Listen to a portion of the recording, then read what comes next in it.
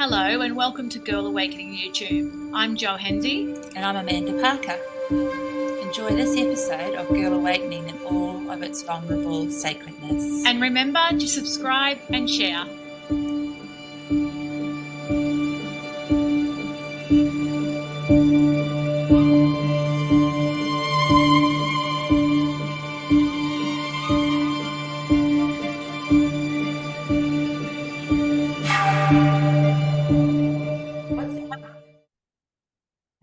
Good morning, Amanda. Good morning, Jo. Here we are on Zoom for a Wednesday morning. Yes, we kind of get to virtually share our tea. Yes. And our special guest this week with you all. With you virtually, but you will really feel, like everything today is just going to be like new, and it's a first, and we're super excited because this is an area that Amanda and I both love. So we're going to jump straight in. Today we have the lovely Alicia Dumais. Is it Dumais? Yes. Yay, cool. Okay. Perfect. Alicia has transformed from being an exhausted perfectionist workaholic. Oh, yeah. That's lawyer. I forgot to add on lawyer. Now living a life of delicious chaos as a mama of four alongside her own legal business and her spiritual wellness business. In March 2012, while hanging out the washing, Alicia started to spontaneously channel one of her spirit guides, an ascended master called Goenga. Perfect. Beautiful. Who spoke to her using her own voice, like Whoopi Goldberg in the movie The Ghost. Love that movie. Yeah. This was the start of her channeling journey. 6 years later, Alicia pushed through her massive fear about what people would think and honoured her calling. She came out of the spiritual closet and shared with her friends and family that she is a channeler. She now channels a team of guides and angels and has founded the Global Soul Centre. Alicia loves to help people to thrive, enjoy life more, and reconnect with their soul and remember who they really are. External, pure love and magnificent light beings. Oh my God! Eternal. It should say eternal. Eternal, pure love, and magnificent light beings. That sentence in itself, just like your heart just feels like it expands, opens up. So beautiful. Welcome, Alicia. We're so excited to have you. Oh, thank you. It's so lovely to be here. And I actually have grabbed my name together with my maiden name, which is Alicia Dumais is my maiden name, and my married name is Temmerman. So Alicia Dumais Temmerman, which it took me a long time I was in two businesses. One was Alicia Dumais, my legal business, and then I was Alicia Temmerman in my other business. And then a few years ago, I went to a networking event and a woman stood up and she said her name and she had the double. And I was like, oh, I'm just going to claim my maiden name back. So now I'm just like the whole lot. Well, some cultures, they have the thing where they, the women carry the names through, like they end up with quite a long train of names, but it's a beautiful way to honor your lineage, isn't it? Or just the way that you move through life. So I really love that, just connecting those things, the way that it comes in as an inspiration. It's beautiful. It's beautiful. Yeah. Shall we jump straight in? We're just wait. Yeah, we're straight in. So I've actually heard a little bit, I've heard a lot of Alicia's story, and it's so exciting, and I know our listeners are going to be blown away. So strap in, listeners. Yes. Go on a journey. Oh, and let's have some fun. Yeah, let's have some fun. Absolutely. Yes. What was your life like before your awakening, Alicia? Oh, pretty standard, actually. Pretty conservative. I've pretty much played that good girl script. Yeah. That many of us were conditioned to play, and I was the kind of good girl at school and tried to do all the right things and studied hard and went and got my law degree, trying to get the best degree I could get to be the responsible person in the world. That kind of that path that we get told, this is how you live a good, honorable, successful life. So I was very much on that path. And during that time, though, I was always interested in spirituality. I was going to ask that. So you were like open to that? Yeah, well, I grew up, my dad actually was a Franciscan monk. Yeah, he was in the monastery for about 5 or 6 years, and was planning to have that as his life. So he wasn't going to get married, he wasn't going to have kids. And he ended up leaving the monastery, and then he met my mum. So things changed. So I'd grown up with him being very connected, and my mum was Catholic, but also very connected. So I'd grown up in this family where it was just part and parcel that we knew that there was something more, but we didn't talk about it heaps. But when I was 16, I would say was the first opening a little bit. Yeah. And that's when I experienced the first death of a loved one. Yeah.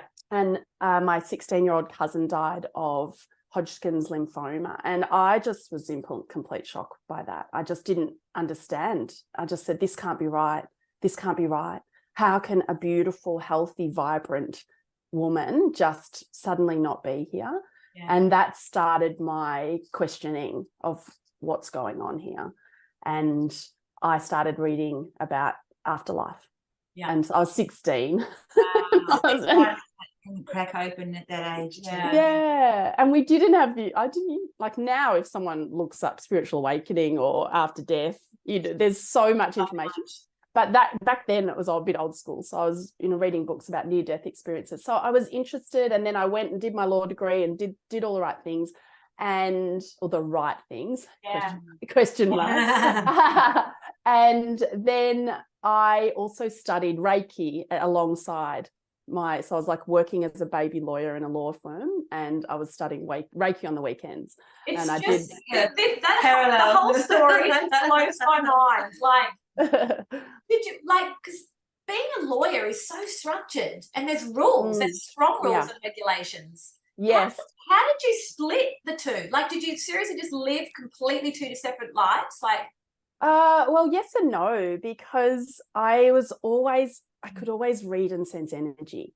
So I just felt like I needed to understand how to manage my own energy, and particularly for those listeners of yours who have worked in corporate and have worked. So I was working at Minter Ellison law firm. So it's like a top 4 law firm. You can imagine, like, pretty serious business. Yeah. And so the energy flying around the office, I was very conscious of, and I could feel it. And I think that's what led me to go, okay, I need to understand what's going on here. And I was kind of a bit of a funny lawyer. I actually walked around. I had bare feet in my office. wow. I got the lights taken out. I was like, I'm not having these lights. I had lamps. I had fairies on my desk. So I wasn't hiding this part of myself. Oh, cool. And they would joke with me because I was going to learn Qigong and Reiki and tapping and things like that. And I remember one of the partners going, are you going off to your bok choy class tonight? Yeah, so I didn't hide it, but there was one funny conversation where a partner came to me and said, oh, we're just wondering about, like, the fairies on your desk and what that says about the credibility, and just the message that might be sending to the more junior lawyers. Wow. But I kept my fairies on my desk. Yes. Well done. I think it's really beautiful too for our listeners to know that, even though you felt this other part of you coming in and you're aware of it, but you didn't have to run from the other. You could start to blend them or incorporate them in together. Yeah, and I just felt like I needed the other, like, to live in that very full-on stressful world of the law. I needed to be able to manage my energy. And I would have already back then, like, now I'm all about energy and helping other people understand us as energetic systems. But when I look back, even before all of the channeling, I had these little things, like I had a little note under my keyboard that said, no one has any power over me unless I give it to them. Oh, wow. that's a big one. Because when you look at the transference of energy, I mean, wow, that's creating a very protected space through a dynamic tool that we use all the time without a lot of consciousness around. Yeah, and I don't even know where that came from. Like, I look back now, and I was like, when I started in there, I was 23. Yeah. And I stayed for 10 years Wow. in this law firm. But I had little things where I would imagine the door of my office, I would imagine, was an energetic film. And so, like, if people came into my office, I was like, I'm not taking on the stuff.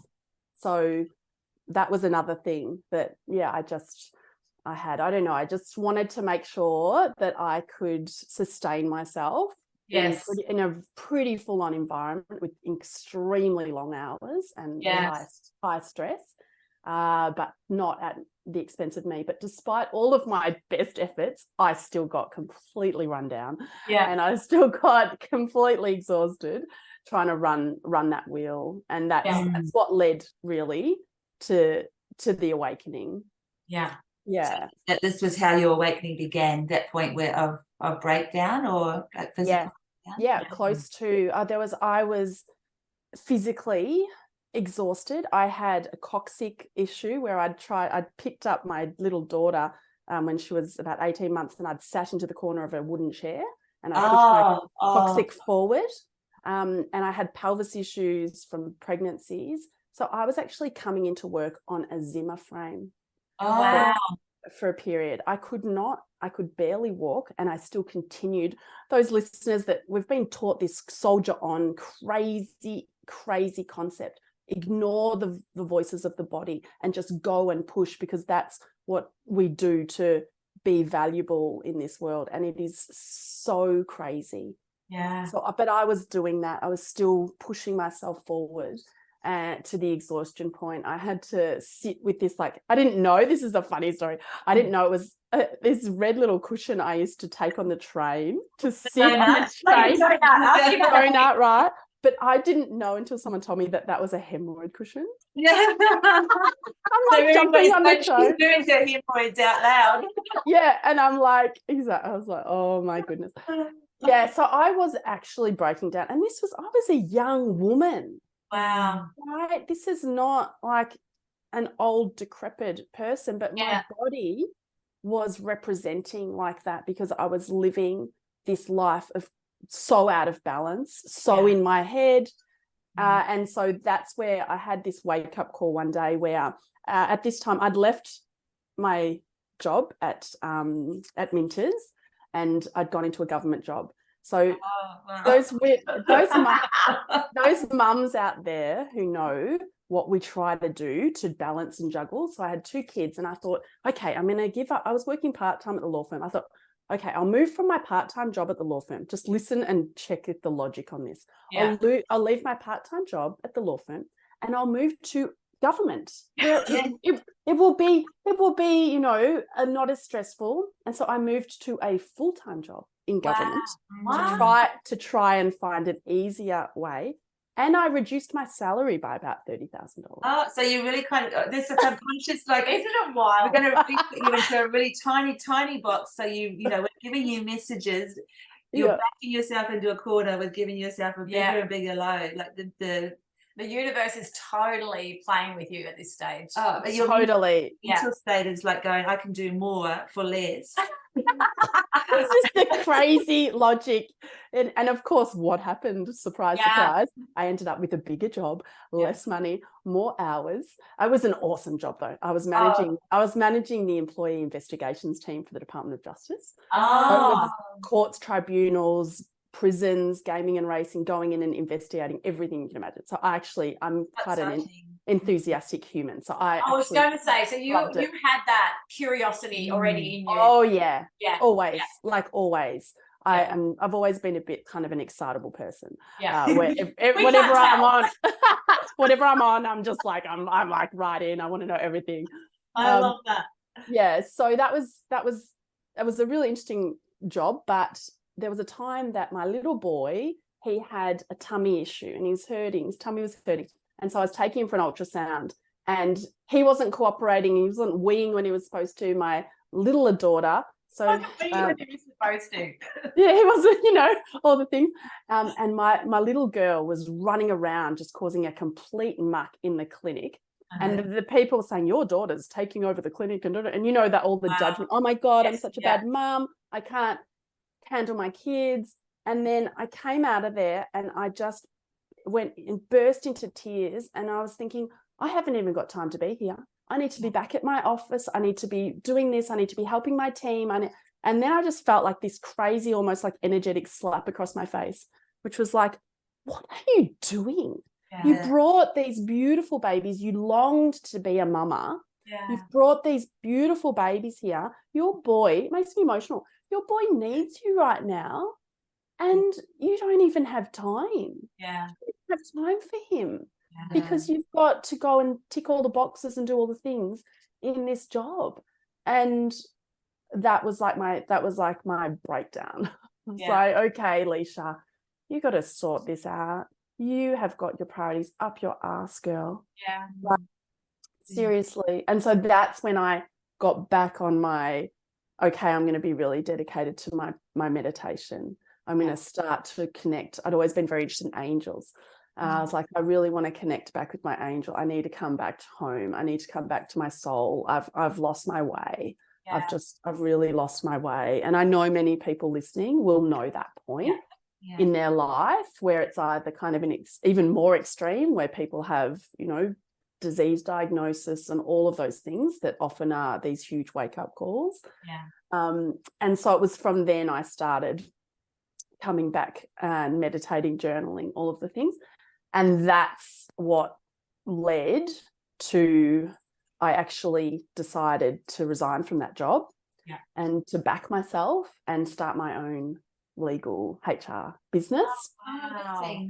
Yeah, and what's also no small feat, because that is also a big job to take on, but at least the freedom and independence around your time zone. Yeah, my time, that's right. And it's interesting because I feel like the universe sometimes, it requires us to take that first leap and just to step out and hope that the floor's going to come under you. And and it always does. This is the beautiful thing. It always is there, ready to support us. But we've got free will, and no one can come in and just make these and create these things for us. So I decided to do that. And then I went to a shaking meditation class with one of my besties, a powerhouse, Jane Martino. She's the founder of Smiling Mind, one of my waitress girlfriends back from uni days. What is, can I just ask just for our listeners too, what is a shaking meditation? So, well, I had never been to one.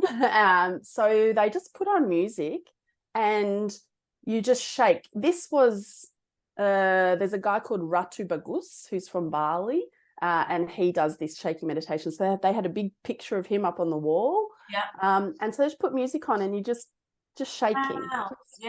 Because we know that energetically dogs, release their stress, and animals release their stress through shaking. So it's around kind of moving things around your body. So I'm doing this shaking meditation, and then suddenly my body starts doing all this movement on its own, which I'm not facilitating, initiating.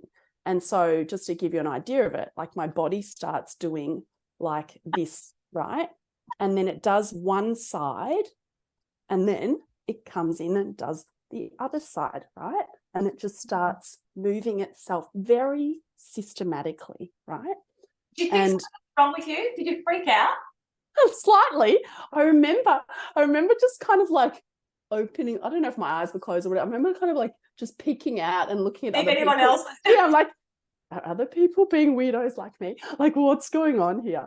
And I felt like things actually coming out of me. I felt like situations, memories, like just popping up, like in my vision, at my shoulder, and all this stuff, just this purification that was happening. And I came home that night and I'd never been so exhausted. I literally like fell and just was just like, oh my God, I don't know what happened there, but that was kind of nuts. Yeah. And that wasn't even nuts compared to what then happened. So after this meditation and this thing happening with your body, what like, apart from thinking what the hell's just happened, what else was happening? Did you feel, I don't know, did you feel weird inside? Did you feel like someone else had taken it? Like a little bit. Yeah. I thought, I'm not running this system here. Someone else is moving my body. But I didn't feel scared.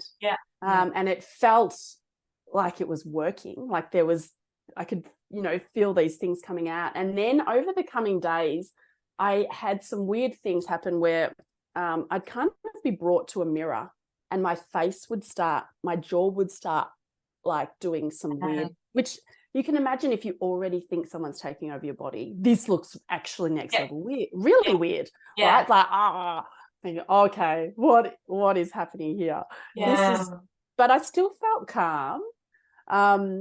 And just over time, it was strange, but I was still in my notice period at this period, and I was in the Department of Justice, and my hands started flying around at work, ladies. Just randomly. Yes. Wow. So I'm at my desk and I'm in open plan now. And your fairies and everything. Open plan office. Like, and my arms were flying, and I was like, oh, hang about. And then I picked up this pen and I started writing, and it was my nan. My nan started writing to me about where she was now, because she'd passed. And she hadn't passed that long ago, actually, because I was only at Justice for a year, and she'd actually passed when I was at Justice. So she was quite fresh into passing over, and she started so it was just automatic writing, and she was just coming through and saying, she said because we called her Lolly Nan, and she said there are lollies. She said there are lollies here. She said we've got lollies here. And she said, these things are going to happen for you, and that it's good, trust it, but don't give up the law. You've worked really hard for that. Oh, wow. Yeah, and obviously law needs you too. I just know that the space that you've been working through, I think it's intrinsic that you're there. Yeah. You can feel that's so sweet, Amanda. Thank you. That's lovely. So she started writing. So I guess when I look back, that actually was a bit of a channeling moment. Yeah. But because we're all channelers, right? Every single human, all of you, all your listeners are channelers, because when you feel that connection, you feel the intuition, you hear something in your mind, and you want to move and dance and flow, and we are satellites. We're just like these. Every one of us is this channeler, having just life force flowing through us. The question is how open we are to that, and how much we will express that through our human experience.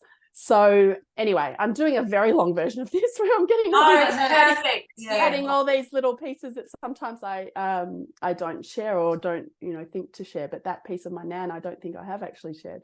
That's really beautiful. Yeah, so beautiful. And so that was just very affirming, that I knew that, okay, this is good, because my nan and I were very close, and she actually had some gifts. She'd spoken to me that she had shut them down because it wasn't really the done thing or whatever. So, but we were very, very connected when she was in human form. Yeah. I would always know when she was going to ring. Listener, that moment where you just have that feeling, which is also another example of how everything is connected. Yeah. So a gentle way to start the journey of it's like today. that soft cushioning to say it's okay. Safe space. So interesting, because I've never actually made that connection. I've never actually thought, oh well, that of course they brought my nan through to say it's okay. This is safe. Yeah. So, that makes me emotional. That's I know they say that when a being passes, that they have people that they know and love very much waiting for them. It's like really them. It's just in their physical form. As planetary earthly form, to make it easy and welcoming and safe. They feel safe in that moment. So I can only imagine they do the same. Yeah.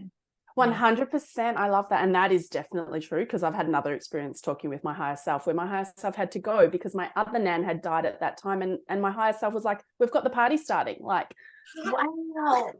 Oh my God. Party. It's like we're celebrating because Joy's come. And so it was, I know it's so much. There's so many. Love it. Amazing stories. I know.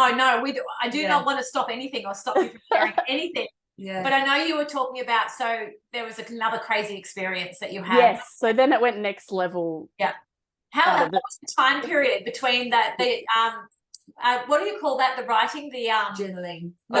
automatic writing. automatic writing, yeah, from your nap. Yeah. So I reckon, I'm not quite sure, and I did do a little video entry back. I went and bought like a video camera back then, and actually, I don't know where it is, but I did like a little journal entry going, okay, this is just what's happened. So that will have the timing better, but it may have been kind of a couple of weeks.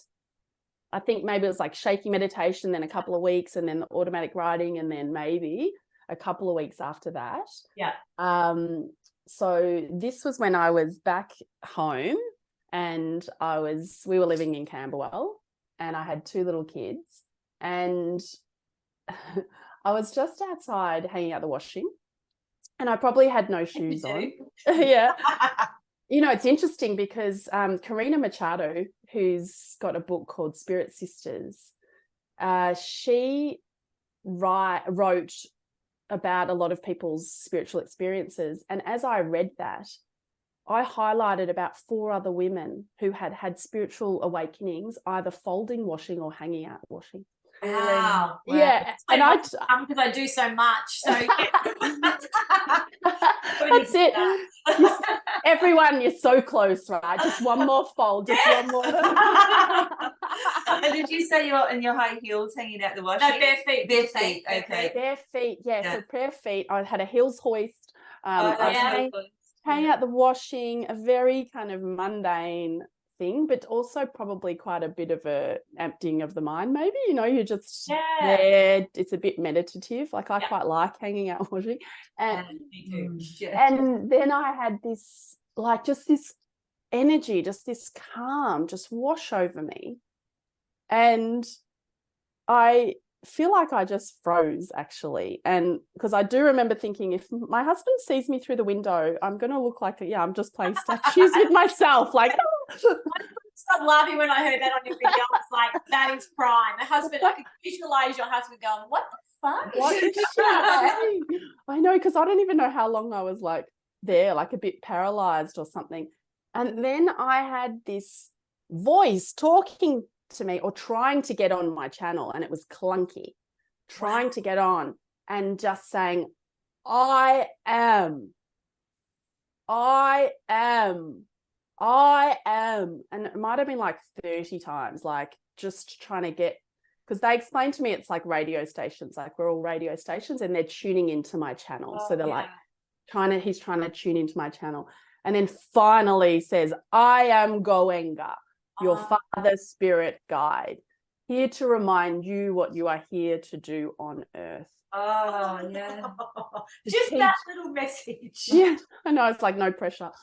And he said, he's talking about teaching people the way, like the way, coming home and understanding the laws of energy. And I don't know, I can't remember what else he said at that time, but it was quite short. It's like he kind of came in, he got connection, he said that, and it was quite a different voice coming through my vocal cords, which was also Are you actually saying this out loud? You were Yes. Out loud, yeah. Out loud, literally using my voice, talking to me. And at that time, I didn't have a narrative for it. I didn't know what a channeler was. The only thing I'd seen was that Whoopi Goldberg movie where she was channeling, but she was channeling a past loved one, whereas this was what's regarded as an ascended master who is not someone I've known in this human life, but I have known in other lifetimes. Yeah, so after that, then other ones started flying in over the coming days. Whenever I was by myself, which was not always often, because with little kids and stuff, and they would just, would fly in and introduce themselves by name, and all very different in the way they moved my body, very different in the voice, the intonation, like literally like you've got different personalities. Like if there's any psychiatrists. A new definition of split personality. Yeah, multi-personality disorder. And so in that moment, I did think, okay, one of two things is happening here.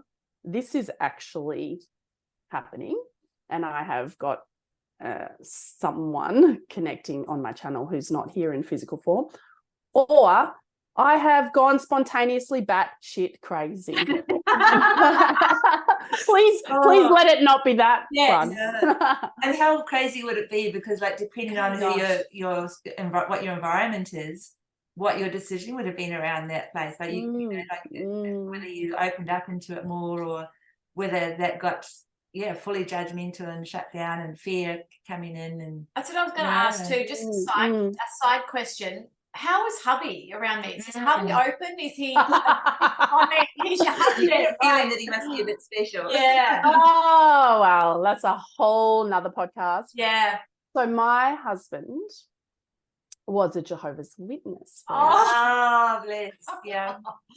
Wow. Yes. Right. I love how your religions mix, from the Franciscan monks to the correct. And so, and he wasn't at the time that we met. He'd just come out basically of that religion.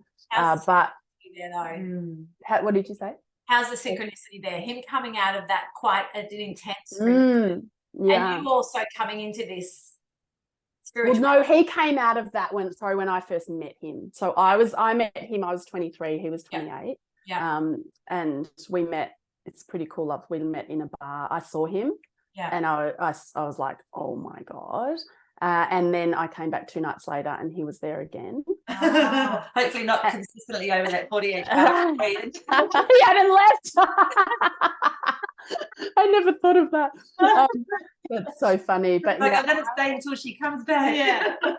He didn't see me the first I was going to ask, did he see you? Did he know? He didn't see me, but I noticed him. And I didn't normally, like, I was not attracted to someone unless I spoke to them.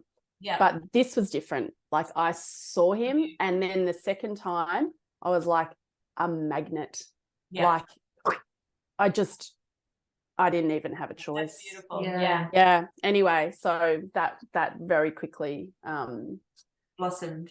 Correct. So he has been very wary through Jehovah's Witness of this kind of stuff, because this is playing with the devil. Yeah. Right. And all of those things. So I didn't tell him. Yeah. About this other part of you. I didn't tell him about the channeling. I just thought he's not going to understand this. Yeah. So it took me, I don't know how long it took me to tell him. I mean, I only told about 6 people for 6 years. Wow. Look, when you think about it, just when you like the magnitude of what you do and how powerful it is, like, we know that, we understand that. To hide that from family and close, close, that's quite a big energy to hold in a small, in a one vessel, isn't it? One container of expression. And I also I know that you said, which was, I actually cried when you said it. I thought it was it really touched me when you said, I just knew because it was the truth. My body, everything told me it was the truth. And I was like, that is so beautiful. Yeah, I did. And because people say, were you scared? And I said, it was what he said. It was true. I just knew this is the truth. And that I signed up for it. Yeah. Which is even more beautiful. Yeah. So part of you, and I love the feeling of this attraction you have for your husband. Yeah. Like when you said, like a magnet, the way you describe that is, I guess, we have relationships that come and go and things, but when you feel that intensity of connection, and especially the being that you are and the energies that are working with you and of you, to feel that, there must definitely been, like, and looking back, I guess, that feeling of like it's meant to be for him to open up into this space in some way, even though he travels in his path and in his truth, to be exposed. It's very interesting. And I know we've had many lifetimes together. I'd put a call out for him, even though I was actually in a relationship when I met him for 5 years. Wow. But I wasn't happy in that relationship. And it was the millennium of New Year's Eve, and I looked out at the ocean and I just said, I just want someone who I understand and who understands me. Yeah. And then I met Mark 5 weeks later, and he said, I just want to understand you. I was like, okay, I'm done. I'm God. This is like, and it was crazy. He was saying, I just need to meet your family, confirm who I think you are. Like, this was within, 40 hours of us meeting each other. It was just yeah, it was, and it hasn't been easy. Like, we're 23 years. I actually left him last year. So we have had a period of separation, and we're still working where things are going to be, but it's a big journey. I think there's something really big happening, like obviously individually for each of us, but also on a collective basis, because we've had a couple of guests on and they've described a similar experience where last year a very close or dynamic relationship, or a relationship that they've had for a long time that is very much in their heart, needed to crack open so that it can continue to evolve and grow in the way that it possibly can. And so it's something that is important to honor when you feel that calling, even though the love is there, but there's conflict, to just move into sort of open space. Yeah, and that's that trusting, because when you're really listening on the inside, often the messages are inconvenient for your external world and your external life. Yeah. It's like, no, what? But I love this man. We've got 4 children together, and that's so expensive. No way. How can I? But when it was so clear to me. That was what I had to do. I was going to ask that question, because this is probably a very personal question too, but do you feel more certain in you since you've been channeling? Like, is there almost like a clunk in you that just goes, this is where I'm at, I just have to stay true to this, and a feeling of just certainty and truth within you that nothing externally can touch that anymore? It really is. It really is. And there are decisions that I've been making that are not making sense to other people around me. Like, I've literally I ran a silent meditation retreat last November, and in that meditation I had a vision of seeing a house, like a double-story house surrounded by trees, and I heard the hills are alive with the sound of music. So I've always been in this city. I've been Glen Iris, Camberwell, grew up in East Malvern, like there. I came back from that retreat, and the next day I looked online, houses in the hills. I went and saw a house the next day, and I bought it. Yeah, unreal. Oh, amazing. Well, this is exactly what I love about hearing you talk, is just the certainty. And I know that we're girl awakening, and it's not just girl awakening, it's boy awakening, it's everyone freaking awakening, right? And it's like, it's not an easy path, and sometimes you're gonna get told something. And I keep saying to Amanda, I want to ask the channel, am I on the right path? If there's something I need to do, and then I think, but Joe, are you ready to hear that? Because exactly.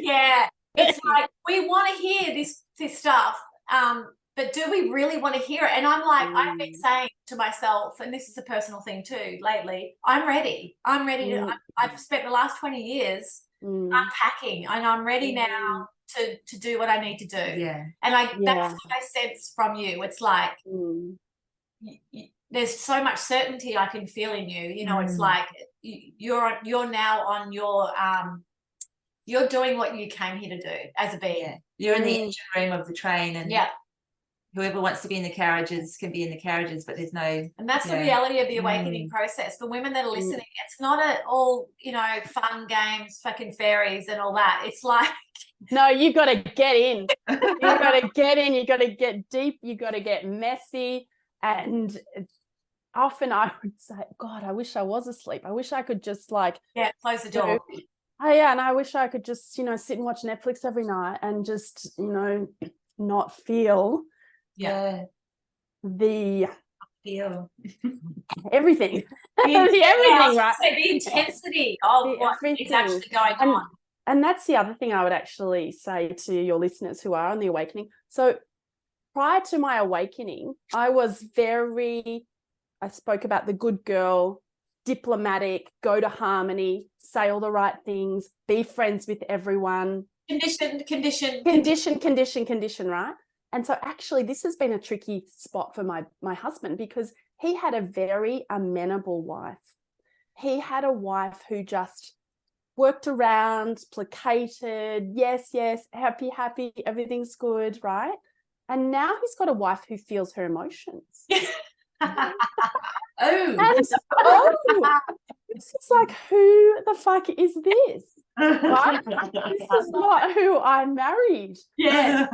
Because that is more integrated now. So the parts of ourselves that we sometimes deny and push down because they're not palatable to other people, because we've been conditioned to make everyone else feel good at our own expense.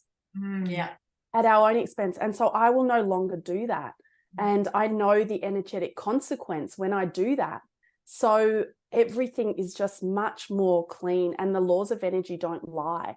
So I can no longer kid myself. I can no longer fool myself. And so I feel it, I share it, I say it. Yeah. And so I feel like anyone who knew me kind of for my first 30, say the washing line, I was 36. Yeah. But it wasn't even, I feel like it's really only even really in the last 3 years. Yeah. That I'm much more clearer on this. So I feel like anyone who's known me pre-42, you don't know me. Yeah. Because that was my constructed personality. Yeah. It's almost like, I think it's almost like we go along with life, and even on the awakening journey like this, like just what's right in front of us. And we forget that there's a whole other world going on around us. But we don't want to look at that world because we're just looking at this world and, it's great and everything's happening. But there's so many, it's almost like I picture it as the universe has so many eyes on us now that we have to be aware of the full 360, the 360. The 360 aspect of who we are and where we're playing. Yes. And playing, I just want to talk about playing, because that is the key message. Hearing this. This is the key message that my guides always bring through. Everyone, they're like, calm down. Yeah. Just relax. Chill out. Yeah. Have fun. Yeah. Have fun. You've come for human experience.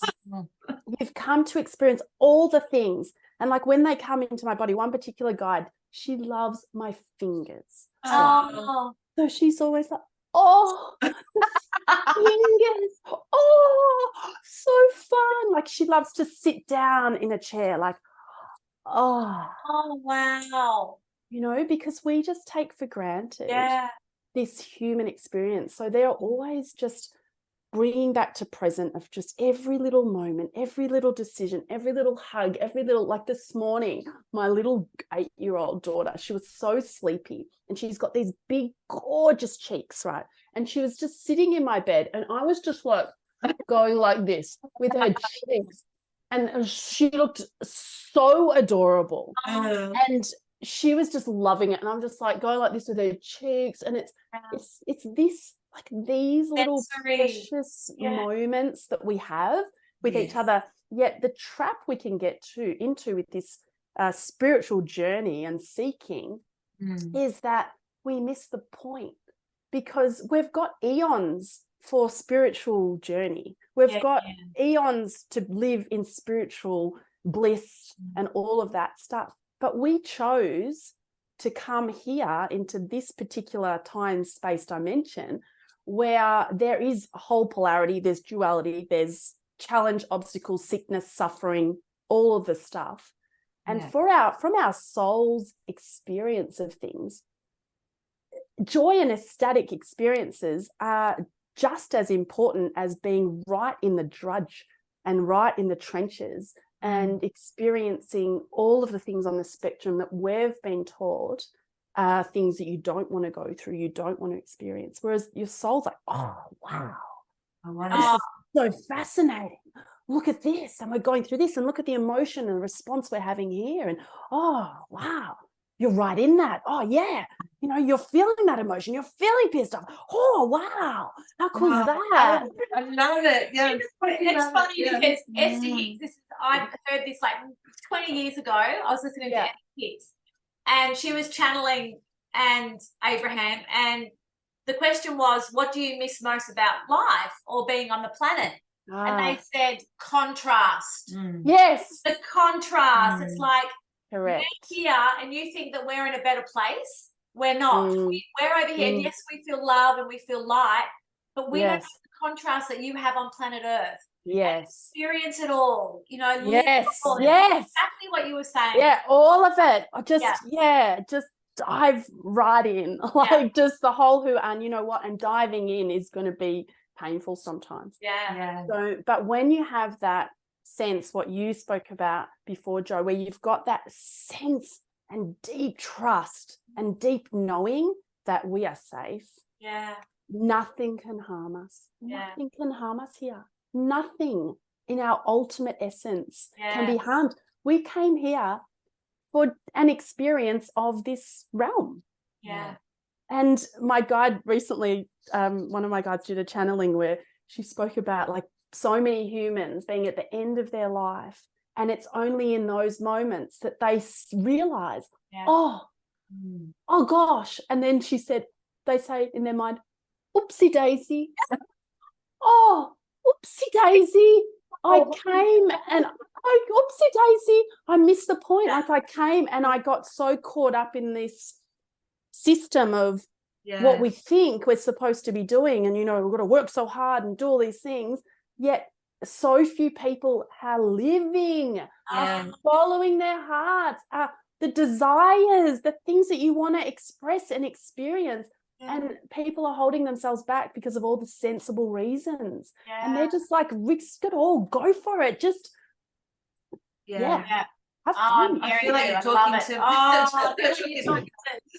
well, me, both of us. There's a friend gave me years ago a poem written, I think she was called Daisy, I'm not sure, 96-year-old Daisy, when she was passing, what she would change about her life. And literally everything you're saying was, I wish I'd walked barefoot on the grass more. I wish I'd eaten more ice cream. I wish I'd come to the ocean on the days when it was cold, and you know, all these things that just are so immersive and you know, experiential, and being free around having fun.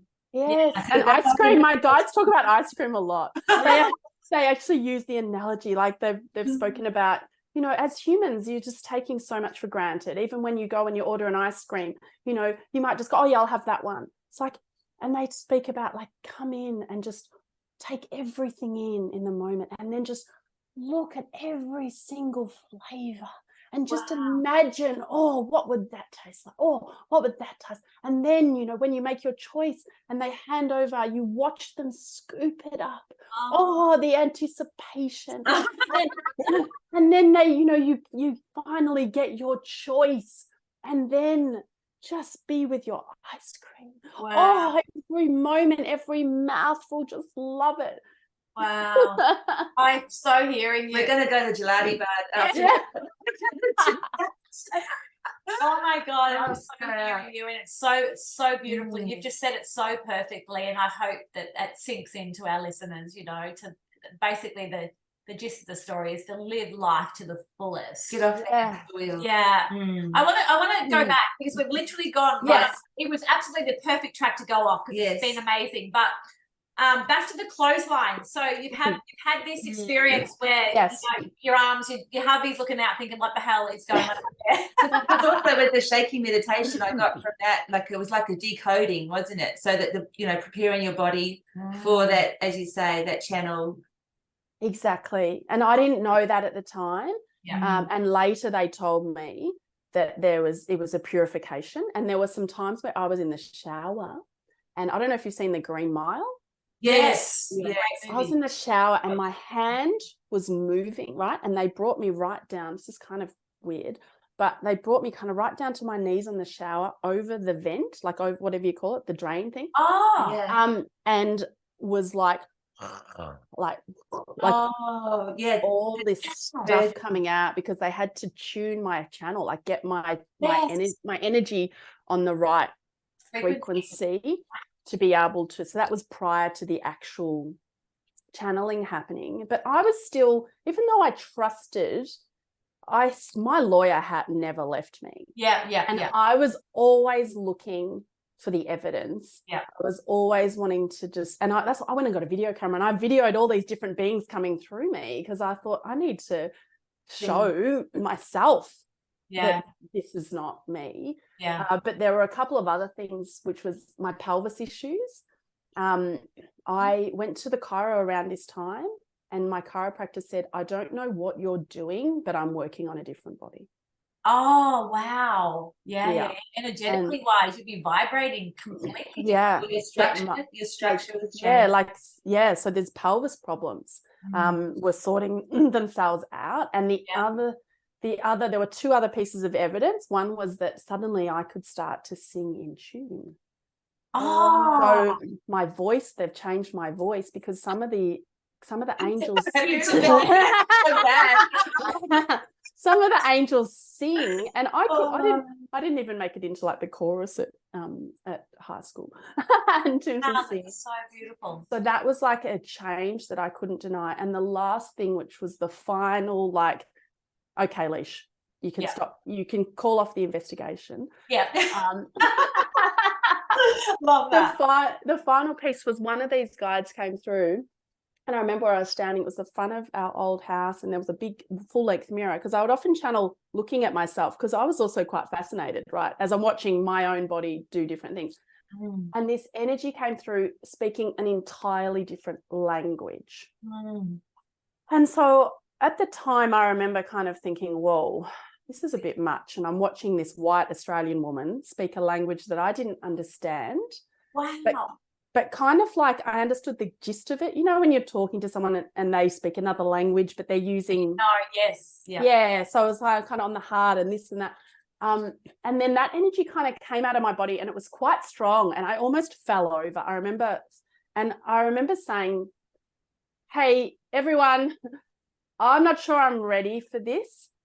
This is like a little bit too much, like slow things down. And then another guide, a Roomba, who does a lot of channeled breath work through me. He's like a big masculine warrior energy guide. He said to me that language was Minahassan. And I was thinking, okay, that doesn't mean anything to me. But what do when we don't know where it is? We go to Google. So I went to Google. I thought there's not going to be anything that says what Minahassan is. And this is the moment where I was like, okay. So Minahassan, ladies, is an ancient dialect of Manado, which is at the tip of Sulawesi, an island in Indonesia. My dad's dad is from Manado. Oh, far out. Yeah. Like, you can't make that. I can't make that up. Yeah. And I didn't have a lot to do with him. So I'd certainly never, I'd probably seen him maybe 6 times or something. I'd never spoken about what's the ancient language in Manado, you know? Yes. So, so this ancient kind of ancestral language coming through me of something I'd never heard of before. It's like, wow. Okay. And very much that whole, even still now, that part of the world is very culturally connected to its, roots and culture's very strong there. And it just thought, wow, that would have That's so wild. been quite a moment to kind of go, okay, like you said, switch off the investigation. Let's go. Okay, this is trust. This is the real job. Do you think that was something they needed to do to help you to do that with the dialect, as in trusting so that you could go fully, or do you think it was just really part of the process of what they wanted to share with you? I think it was probably a bit of both, actually. I think it was like my understanding of when the language comes through, it's like a light code language. it speaks directly to our energetic body and to our essence, as opposed to the mental structure. So it's very much like a frequency medicine. So I think that may have also played a part, but also looking back, they probably knew I'm curious and I would go and do my little, I think, and this is the thing, we all have our spirit teams, and I think our spirit teams just have so much fun with us, where they drop little pieces where they then, when we find the connections, like recently I got called to go to India and there was all these things, and there was this thing with Tulsi. I didn't know what Tulsi was. And then I looked the next day and I was at a retreat and it said Tulsi, organic India tea. And I'd already had a conversation about this India thing. And it's like, okay, I'm going to India. And then when I arrived there, they were giving these offerings and they're saying, oh, here's Tulsi. And then the woman who I went with, she was already there, and she messaged me at the airport saying, can you just pick up one thing for me at the airport? And she sends me a photo, Tulsi, organic India tea. I've actually seen, it's so funny you say that, because I literally went camping on the weekend. It's come out a lot around us. And the girl said to me, who I was with, a good friend, would you like chai dandelion tea? And I go, I'd love it. And I look at it and it's Tulsi, Tulsi tea. Yeah.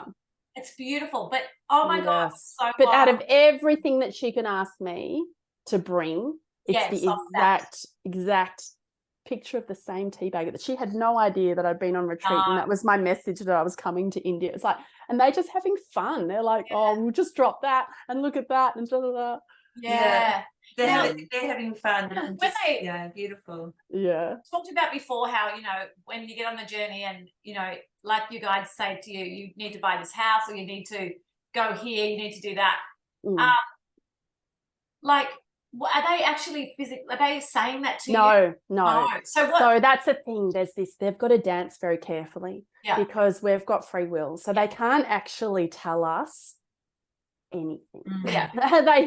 If they're acting within their own boundaries, then they can't really tell. So they can, you know, like I got the vision of a house around trees. I heard the hills are alive with the sound of music. I look up a house, I come and I sense and I feel. But I don't get told, do this, do that. I've still got to then trust and make the call. So the reason why I ask is because I know that I've been asking a lot more now, like more than ever, because I feel like I'm really getting supported. But I always say, I give you permission. So when you say that, is that are you just giving permission to be supported and guided, or is it, are you giving permission, are you giving your free will away when you say I give you permission? We can't give our free will away. Okay. We can't. So that's like built into this system here. We cannot give our free will away. And that's my understanding. But certainly our free will requires us to ask to connect with if you want connection. Listeners, if you want more connection with your guides, with your angels, they can't just swoop in and necessarily give us the little things, the little sprinkles, the little breadcrumbs. So we need to be regularly asking. And I'm just doing this all the time. So like if it's whatever work I'm like, before I do my mediation this afternoon, I'll be saying, okay, spirit team, work through me. Please let me help these two humans. They've been having pain. They've been having difficulty in their situation. So please guide me. Please help me to support them in the best way possible. And so just always just using our intention together with calling our team in to support us and to listening. I think most of us, me included, we're just also distracted with all of the outside world, the external stuff, and it's only getting busier and busier and busier. So it does require quite a lot of discipline to really carve out time for just deep rest and silence, and taking the time so that blocking everything else out is when we can actually hear. And when people do that, the answers come very quickly. You really, like, even on the decisions that you're trying to make, or the things, like if I actually looked you deep in the eyes and said, hey, Joe, do you actually know what to do with this on this, whatever it is. Like, we know. Yeah. That's what you said earlier. Yeah. But do we want to know? Yeah. Because it's Yes. obviously inconvenient. Yeah. And that's I've experienced a similar thing with the theta healing. That's been my experience, where they simply ask you the question, but in that space, and you find yourself saying the answer, but it's always really different to what you've been telling yourself. Yeah, because the head, right? The head has all the thousands of things and the logic, but if we just drop into the heart space and the guts and the heart, very quickly we will get the answer. But equally, my guides are like, yeah, but also can you just remind everyone that there's no right answer. There's no right way. So, and often they'll say, if you choose that, fantastic. You'll have this set of experiences and that will be great and that will be interesting. Oh, and if you choose this, then there'll be that set of experiences and you'll have this or you have that. Like, you came for experience. You came for growing and experiencing and being, like, depending on what language people use, like, I feel like we're all here being the hands and eyes of God. Source, whatever you want to call it. Like, we're just getting to play human in all these different versions of ourselves, and there's only one big energy playing here, really. Yeah, that's so beautiful. And I just want to go just for us and our listeners as well. You talk about our team. So, you know, who are they? And you know, I know there's a higher self and we've got angels and guides, and like, how many do we have, and who are they? So this can be many and varied. I can only share what I know, but other people might have different experience. So for me, I understand that we all have a guardian angel who is one being who's dedicated from the first breath, even prior to, like, assisting us to make decisions around our incarnation, and until our very last breath on earth. That helps usher us in and usher us out, and helps and is assigned to us. And I always like to just stop with that and to remind us, okay, so many humans just feel like they're not worthy and they're not good enough and all of these things.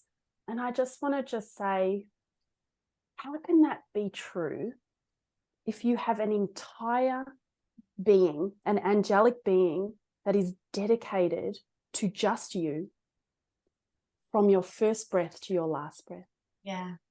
How important you must be.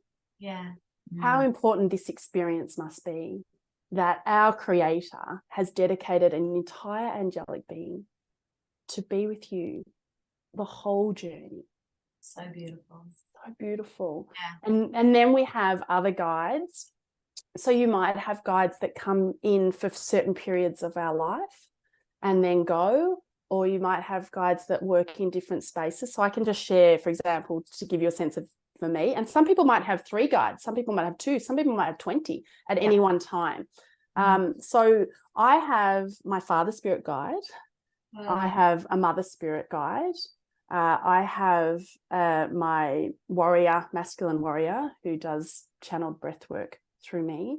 I have Amaya, that's Arumba. I have Amaya, who is a healing guide who does energetic frequency healing through me using macedonal tones. So my mouth is like, they use my voice as like an instrument to bring through different resonances to help people with their energetic system and energetic field. She only started working with me about 3 years ago. There was a friend who was having a health issue and someone said, do you think you could help in their family? And I said, I don't know. And I'd been resistant to working one-on-one. And I just wasn't sure about it. And I'd been in Bali a little bit earlier and I sat with the healer and she looked at me and she said, you're an energy healer, but are you doing the work? Yes, they do. She looks me in the eyes like, but are you doing the work? I was like, so I just said, well, I don't know, I'll try and help. And so then I did a session on Remember in that family. And then that's Amaya just flew in and took over. She took over. Like, I'm thinking I'll just do some Reiki. And she just she came in, and so there's her. I have some guides that also work with her that bring a lot of light codes. My Mina Hassan ancestral guide. I have another one who helps me with communication, or more like in my working life. I have another one, Oriella, who's hilarious, who is an angel who sings and is very sassy, and very fun. And then I've got my guardian angel. Hope I'm not missing anyone in the team there. I think there's about 8 that work mainly with me. But then I've had some that just come in for one message. Like I had this one that sounded like an American motivational speaker who's like come through a couple of times, and then so I've had probably an I don't know, maybe about another 10 that have just come in and just like almost done a cameo where they just come and just give one message at that time. So I believe that everyone has a team, and that we are fully supported in this journey, and that it's a serious business in that we came here to experience and have serious lessons, but it's also to be light and to be fun and to be playful. Oh, amazing. Absolutely. And I guess hearing you with that, like with their support team, like you've got like your core peeps, if you want to put it that way, but then cameo roles, or perhaps, you know, that continued process of expansion and evolving, and perhaps what else is still to come, like just a little foot in the water. You know, you get that sense of like, oh, you know, there's a dynamic relationship there, even though there's a level of constancy as well with your core group. That's beautiful. Just to be so supported, and you know, when people say you're never alone, like that adds never. And they say that exact thing quite regularly. They just say you're never alone, and we love you. We love you so much. Yeah, it's so beautiful. And I say to we have this conversation a lot. I don't think people have actually even felt the true essence of love, like that true essence of being loved, you know, and can we even receive that level of love that they're talking about, you know? It's I don't think it's felt. Because it is completely unconditional. There is, and that's very hard, if not impossible, to receive in this realm. Absolutely. And they say, you know, what you think is love here is like doesn't even come close. No, I can feel that. I think I've had moments where I've felt not felt that essence of love, but let's just say understood, not necessarily felt, but understood that we haven't come close to feeling that level of love. Bliss. Just on the channeling side of things, so when you do channel, you know who's coming through? Okay, so this is something for your listeners, actually, because some of you will be channeling or will be experiencing the starts of channeling, because we're having this like mass consciousness awakening. Oh, we should talk about that too. So which is basically bringing a lot of people's gifts online. So now it's like I had this vision recently of we can all come out now. Everyone, everyone. I saw this vision of everyone kind of, and even in organizations, right? Because there are all these people in organizations who also have these other interests, right? And just this idea that it's now we're moving into this time where everyone can kind of take their disguises off and come out from playing hide and seek. Like I feel like many of us have been playing hide and seek, worried what people are going to think, but it's becoming just so much more mainstream now. Because when I was first channeling, the reason I didn't want to tell people is because I thought everyone was going to think I was a freak, because it was out there. Whereas now it is channelers are just tuning on, like, whoa, okay, your channel's on now, your channel's on now, your channel's on now. And even if it's not as overt as mine, I'm sure everyone listening to this will feel that the synchronicities are increasing. Everything you're talking about now, actually, we're feeling it now. It's like you're switching on.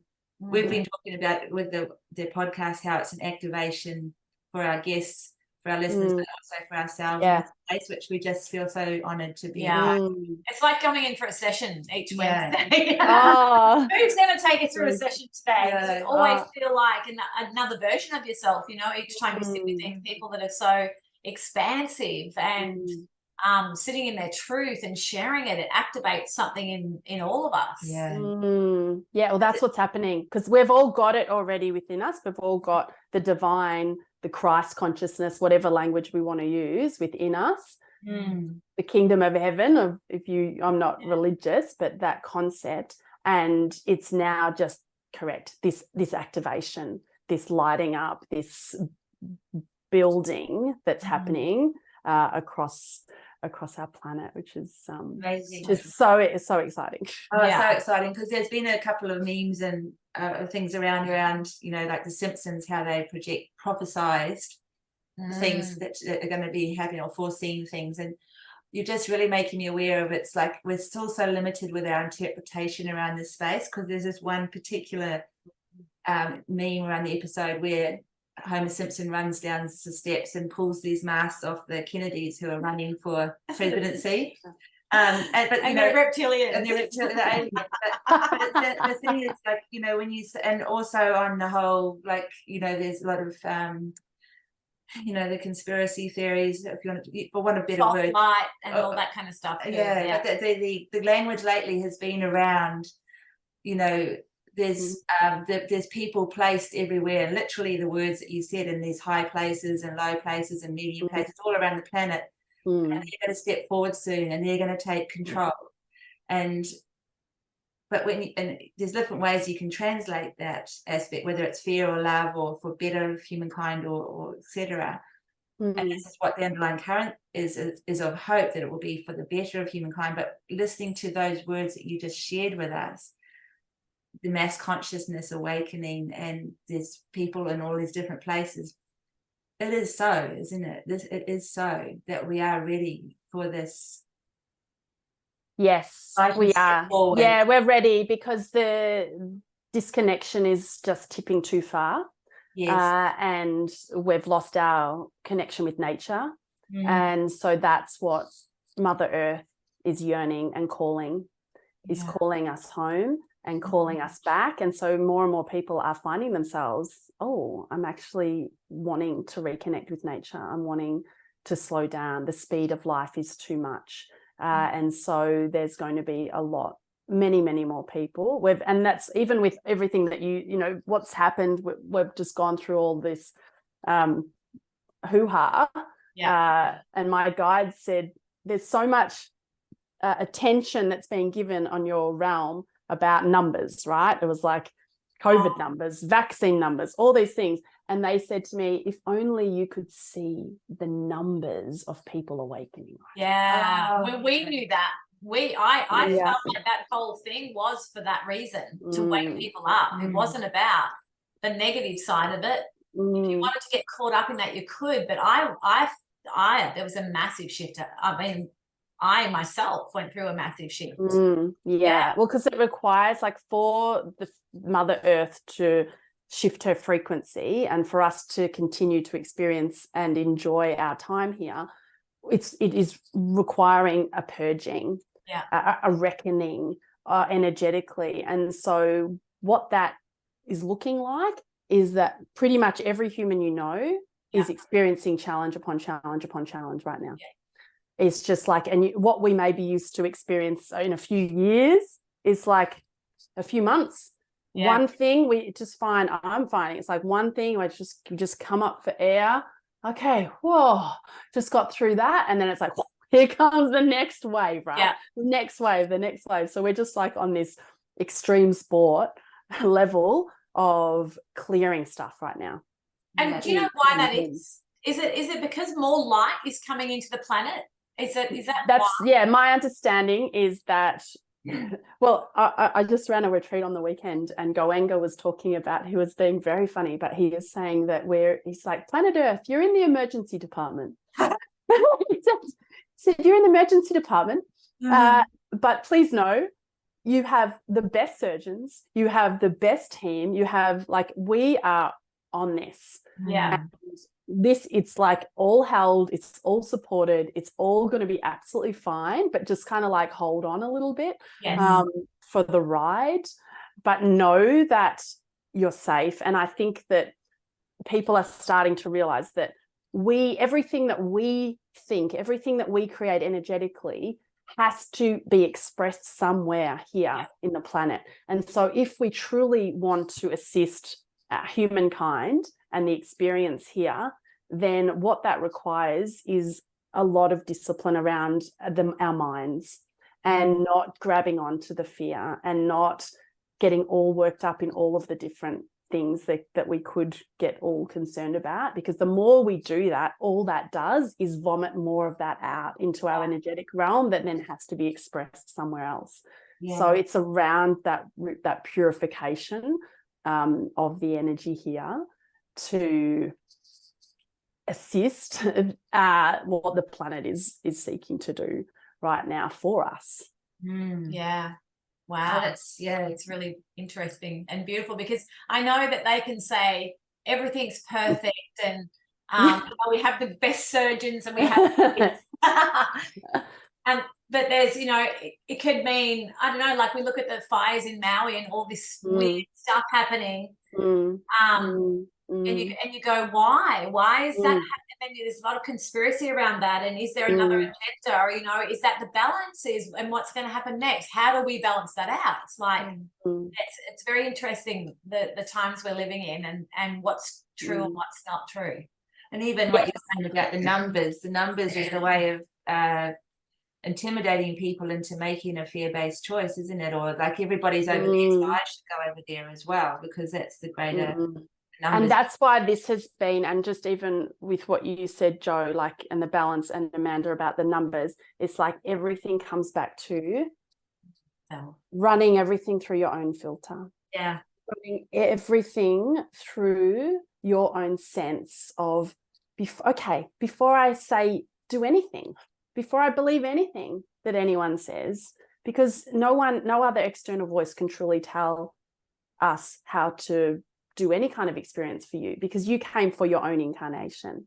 And so just bringing everything through your own center, your own channel. Does this feel good for me? Is this the way for me? And making sure that we're making those decisions. And again, people will have controversial decisions around all choices that people made in the last couple of years, but everyone's here for a different curriculum. Yeah. Right. And so what choice one person made may be perfect for them, for their experiences, whatever, and another made perfect for them. But just to be very conscious of when we are acting out of fear, then we're caught in that matrix, and we're not really truly living freely here. It's really interesting because there's a battle. It's for me personally, but I'm sure there's listeners that are feeling the same. There's a battle around at the moment where I feel like I'm hearing a lot of external noise about what's happening. Yeah. Even right here on the Gold Coast, there's things that are happening, and I'm getting told all this external stuff. But I keep getting told, stay in your own lane, Jo. Just stay. Yeah. Yes. Go within. And then I'm like, but is that being selfish? Should I be more aware? Should I be putting my attention on that? No. You're going through your own thing. Stick with that and it'll be okay. And that's what I keep getting. Like, and I'm getting, people sending me messages about this and this and this and go on and protest this. And I'm like, there's a part that goes, it's not that I don't care, but I'm getting told, no, stay with you. Stay in your own life. Yeah. Yes, exactly. And I can totally relate to that, because I can get very excited about things and I'm like, and justice is like a big piece for me. Yes. Right? Yes. Yeah. So I understand that. And I want to go, I want to do that cause. And I get the same. It's like, hey, just pull back. Just focus just on just this. And even like I went to India, and actually my message from that was actually pull back more. Like, I was doing a lot, I was giving a lot, I was doing all this stuff, trying to share messages all the time, doing all this stuff, and then the message I got in India was come home. Yeah. Actually come home to your family more. And so I've actually come back and I've pulled back a lot. And I mean, I was always mumming a lot anyway, but just, not trying to. I had a whole year of events. I was going to do all this. I'd booked the venues, everything, and I came back from India and I was like, I'm not doing any of them. Yeah.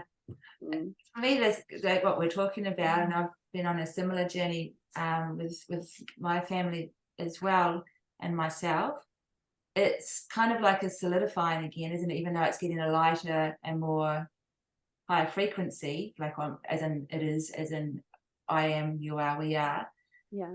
It's like a solidifying of the channel, or even almost like what happened in preparation for when your guide started coming through. It's like preparing for that next level of frequency or next level of transmission by coming in. That's kind of what I'm feeling when I'm hearing. Yeah, I would agree with that, and I think a big piece of it is going to be community. Is us coming back to, ultimately things are going to look very different here. Coming back more to village, more to people living in more collective ways, and caring and tending for each other in those ways. Yeah, I can feel that. Yeah. That's really amazing and beautiful. I'm even like, where are we going and where should we go? What is next for you? Like, what are you? It's a good question. At the moment, I feel like I am being pulled even more out. Like I've already been pulled out of the city. So I'm now living in the foot of the hills in the Dandenongs. And I feel like there's going to be more and more time where I'm actually having to do more inner work and spend more and more time by myself and more time in silence and with nature to see then, just to listen for what's next. I've got a period where I've still got a 6-year-old and an 8-year-old, and we've got a 14 and a 16-year-old. So I'm just very much in mum land as well. Yeah. And quite different age groups requiring different. Yeah. And there's plenty of time because I want to go. It's like I want to save the world, right? I want to help every human. I want to do energy. I want to do this. I want to do that. And my guides are often like, you know what? There's plenty of time. There's plenty of time. Yeah. Is there though? Well, there is no time actually. Yes. Time doesn't even exist. This whole thing is learning device for us that's been created here. But there's plenty of time. So on that note around time, so at 36 you're at the clothesline. Yes. And life suddenly took a different there was another pair of glasses on looking at life, if you want to put it that way. Oh yes. Yeah. So where did you go? Because between like this, as you say, this like in 2012 to now, that's 11 years. Yeah. It's a long time, but it's not a long time, but it must feel like there's been such big evolutions of how you think, feel, act, even though family is running alongside every part of the way.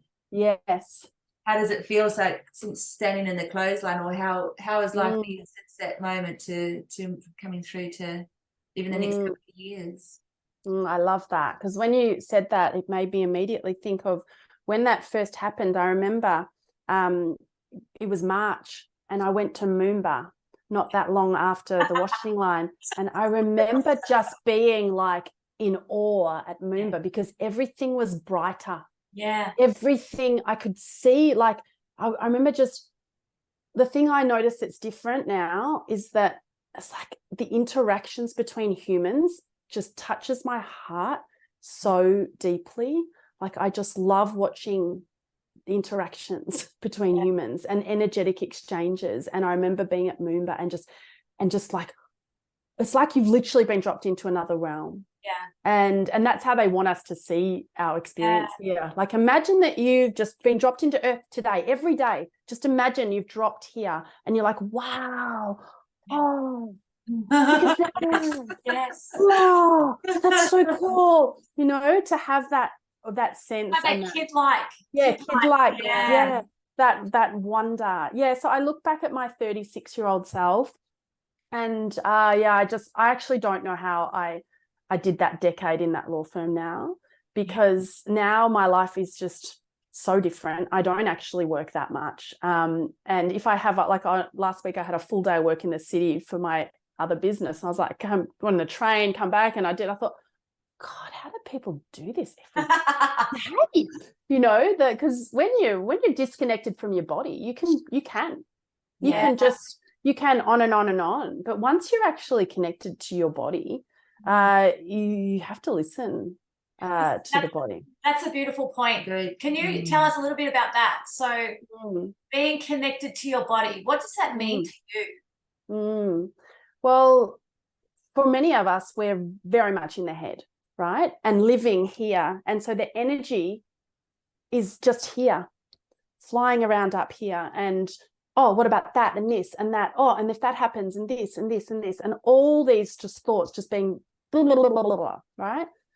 And so there's not a sense of the energy being kind of evenly felt through the body. And that's why so many people feel overwhelmed, feel scattered, feel like they're just going from here to there, because then don't have that sense that we spoke about, that real grounding where you just feel like very solid in your experience of things.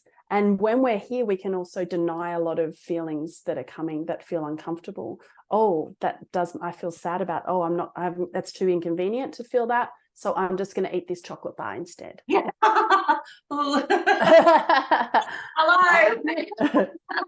Yeah. And just this kind of mindless living where we're not conscious and we're not aware. But when we're actually in our body and we're aware, then we feel like, and sometimes that can be tricky because it can be overwhelming in another way, right?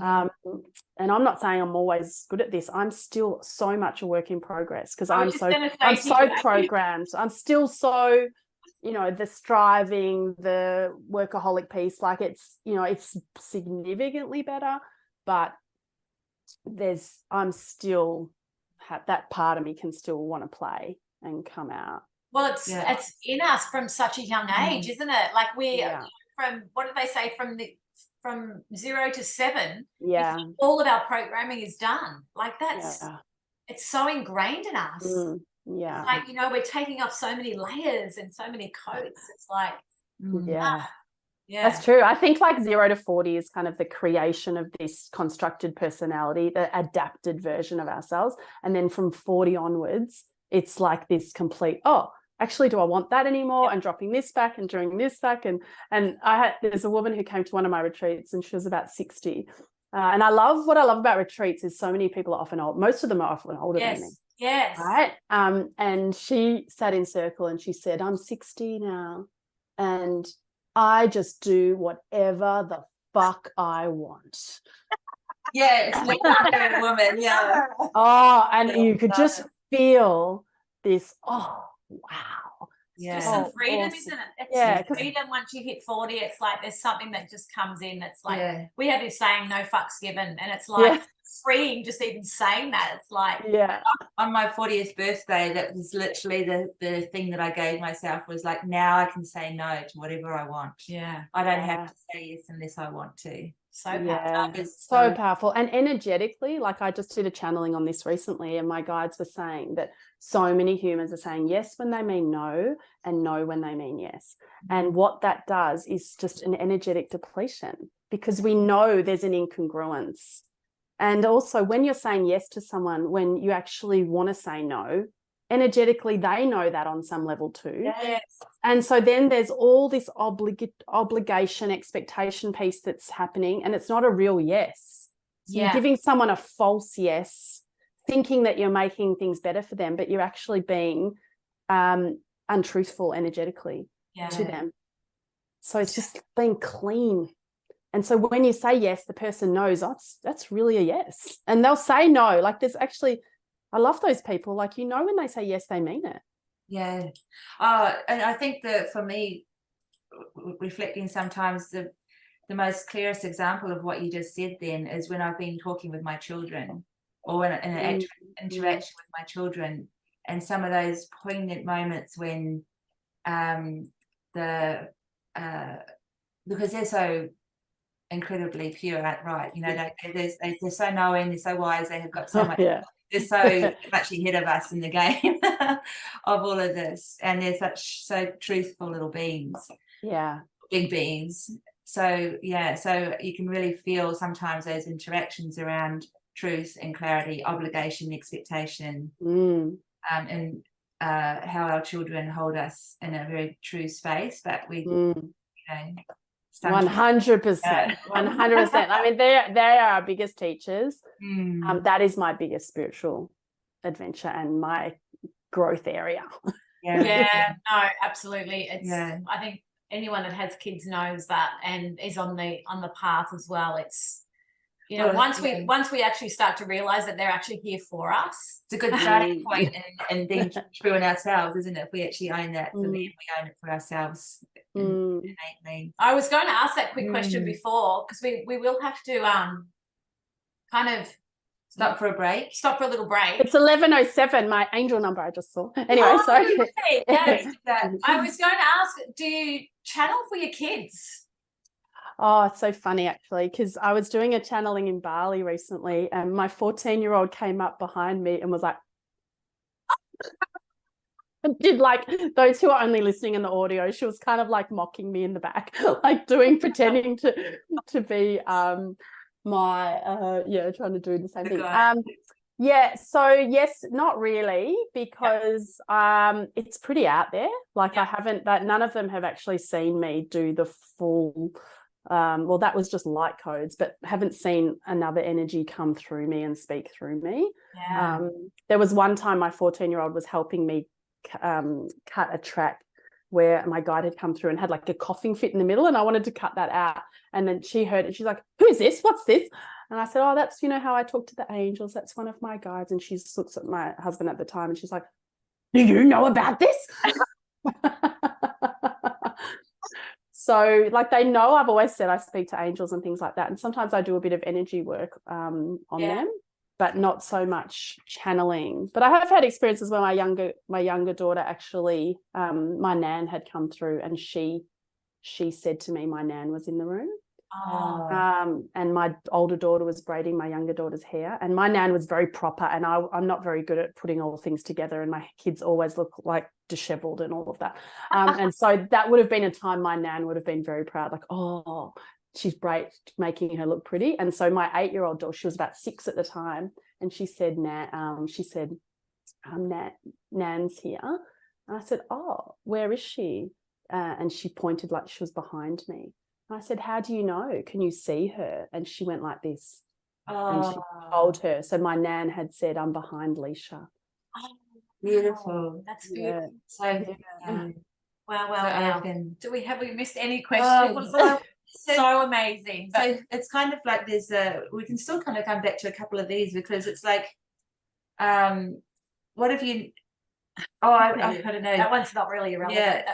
What if you, like, in moving forward in this, you know, in who Alicia is, and, you know, this purpose, calling, expansion of who you are, what have you had to give up along the way? Like, as you say, law is a very dynamic, concrete world.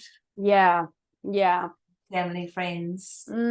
So I've had to certainly, like, so much, and lawyers out there, we like our egos, right? We are. No, not all lawyers, sorry, but most of them. There's a lot of hoo-ha and BS that goes with, oh, I'm a lawyer, and where that means I stand in the hierarchy of things, and it means I'm knowledgeable, and all of that stuff. And certainly, my understanding of myself, I've had to definitely play with over time. So I have found that probably with my sense of the bigger picture and that what we're here for, and understanding that it's not about accumulation and goal striving and all of those things have led me to make decisions in my businesses where, like, I basically stopped doing the most lucrative part of my legal business. So I was doing workplace investigations, which were very lucrative, very time consuming. But then with this work, in my heart, I just felt like I wasn't helping people with that work. And so I literally cut off kind of 90% of my income in that business overnight, where I just decided Integrity came in big time. it just didn't align. It just didn't align. And so then I just thought, well, I'm just going to do the mediation work and the conflict coaching. So I think that, like, that's required an adjustment around that, making decisions not to just go and try and get jobs for lots of money and just to pull back and work part-time and be much more around for my kids. I just didn't want to regret that down the track. I think like mums can all identify how time runs away. You can't get it back. You can't get time. So I think I've had to give up that. I don't know what else. I feel like that there's been so much that's expanded that the giving up has been worth it. Around food, I just want to ask you about that too. You know, there's a lot of talk about food and the vibration in food. And so, yes, true. I have stopped eating meat. I mean, I wanted to for quite a long time, but I didn't want to upset people and I didn't want to be a hassle for people. So that's why I didn't give it up. That was like my old scripting. But then it got to a point where it's like, oh, I don't want to eat this. I don't want to, for me, I just don't want to eat it. So, I mean, I'm not 100%. Like, I'm also flexy. Like, sometimes if I feel like it, okay, I'll have it. So I've given that up. I mean, I stopped drinking alcohol when I was 30. So I haven't been drinking since that period anyway. And did that make a difference? I mean, because no judgment around because we have a glass of wine and this and that. But did it from a frequency point of view or a clarity point of view, did that make a difference for you personally? Well, I was just always very sensitive to alcohol. It didn't really work for me very well. And later they kind of told me, because that was 6 years before I started channeling, I gave up the alcohol. So whether it was just kind of this purification thing that was happening, but I'm sure there are people who can channel really well and they drink alcohol. Like, I'm all for people having fun and enjoying their life too. So it's lovely freedom. Just to do what feels good. But I'm just quite sensitive energetically, so I can't cope with chemicals, perfumes, stuff like that. Has there anything that, this is going off track. Has there anything that your guides, we talked about a little bit about this before, but is there anything your guides have asked you, to do that has been really tough? There has been a couple of things. So they wanted me to run like a dance class. Oh, wow. What are you doing to me?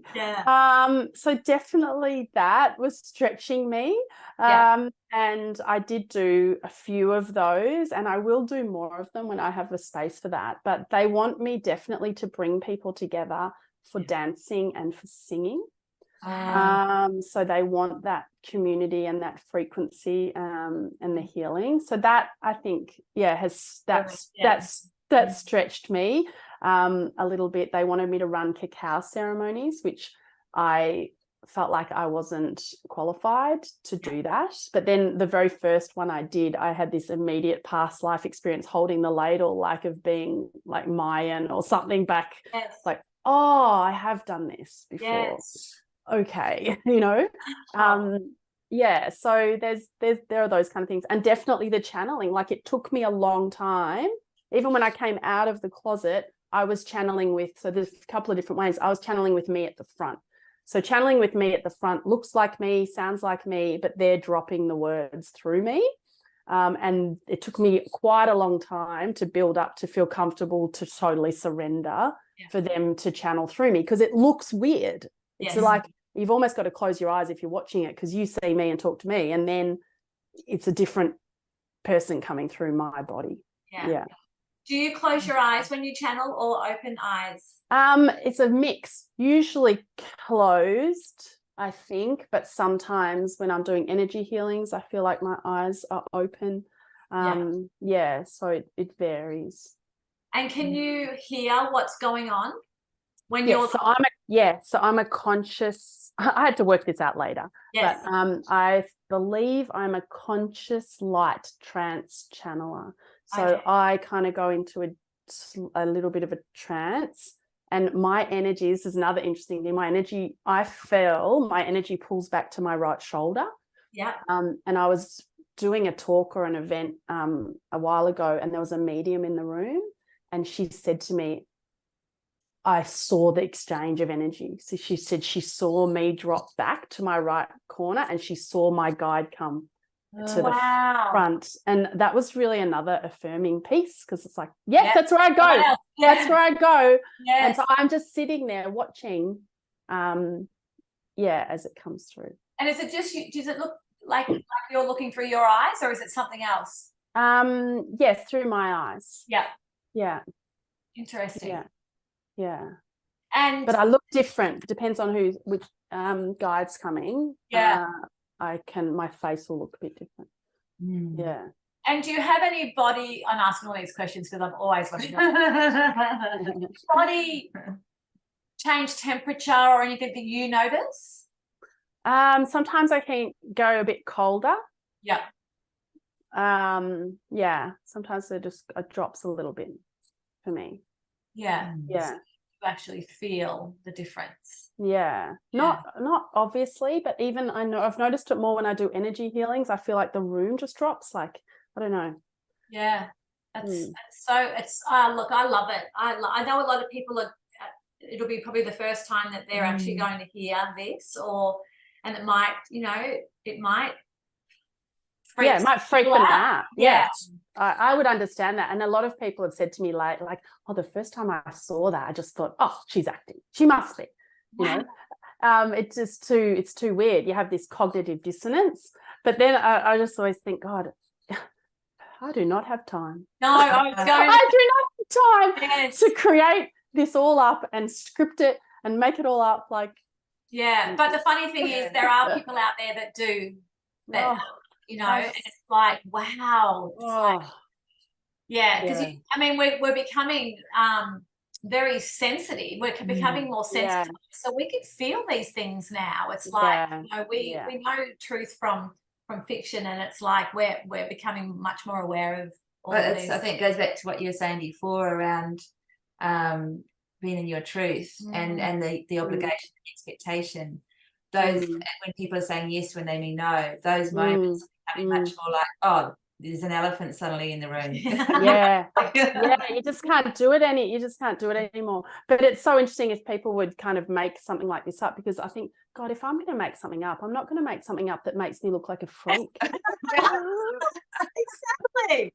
Why would you do that to yourself? Like I often say, I wish there are other healers out there that not that I'm a healer, so to speak, in terms of, I think we all are, but you work to facilitate that with people. But other people, they can just kind of look at someone or put their hand on someone, and it's like, oh, it's done. The healing's done. Like, it hasn't come like that through me. Wow. And that's because let's talking to you, I'm really feeling that as well. That like there's, if you're going to make it up, you'll make it up. So it's like, okay, no. Like we have a premiere now, it starts. You're having this evolution of growth and learning about experiences for yourself and meeting your guides and who they are, and what this means to how you're expressing yourself in the world. Like it's very organic, isn't it? Yeah, well, it's all been kind of bit by bit by bit by bit by bit by bit, and the channeling has become much easier. Like in the first years, I was very tired channeling because it was like, I think just them getting onto my channel and the disconnection piece, and it was a bit clunky. But it's like anything here in this realm. The more you do it, the more the easier it becomes. Now, We are going to go in a minute, and Alicia's going to channel for us. Now, to be honest, I am nervous. I'm nervous. Me too. Because I don't know what's going to come, right? I don't know what's going to come through my mouth. I've been watching channelers for literally 20 years, probably longer, probably 30 years. And, you know, this is the first time I've actually sat in an audience with Abraham before. Yeah, right. And, you know, it was like, I wish I would get picked, you know, but when I got there, there was no way I was putting up my hand, you know, because all the stuff comes up, you know, because you're sitting in a presence and you feel like there's nowhere to hide kind of thing. So is there anything that you can prepare us, you know, Amanda and I with right now as we go in? Is there anything that we can do or, you know, or help or support you or support them in, you know, having the best experience? So I think the best thing is just to take a breath and just breathing just right down, for me as well, just breathing right down into our toes, even further down into the earth, just to really stabilize our energy. And I guess the thing to say about this, and this is why I was reluctant to channel for a long time, because it's not like a party trick, you know, because there is kind of some part of it feels like it's got the capacity where people could see it like that. And so even though we're on a podcast, it's just still knowing that we are sitting in, like we're sitting in sacred space. In this energy that you've created, and this is a sacred space that you've got in all of your podcasts with all of the people that you're bringing in. And I just trust, look, whoever hears it, then there may be something that helps them in some way, shape or form. And there can be no harm that's done from this, bringing through these frequencies, the resonance, and, you know, they might bring through a little bit of light code, and then that just talks straight to that essence of us to help us. And it's just only for highest and best. So beautiful. Okay, so I feel the energy changing with you just changing. Yeah, it's like a resonancy, just creating that space of in the moment and being open. So we're going to round this episode off, and we are going to just have a little break, and then we'll come back. So Alicia, thank you so much for sharing your awakening with us and our listeners. Oh, thanks for having me. It's been a blast. It certainly has. I feel really honoured to sit with you and share this. Absolutely. Oh, me too. Shared with the Alicia's. We have links to books and the global source set. The global. My energy just wants to. The global soul center. They'll all be in the show notes, and thank you. Access as well. Thank you, Alicia. Thank you. Thank you.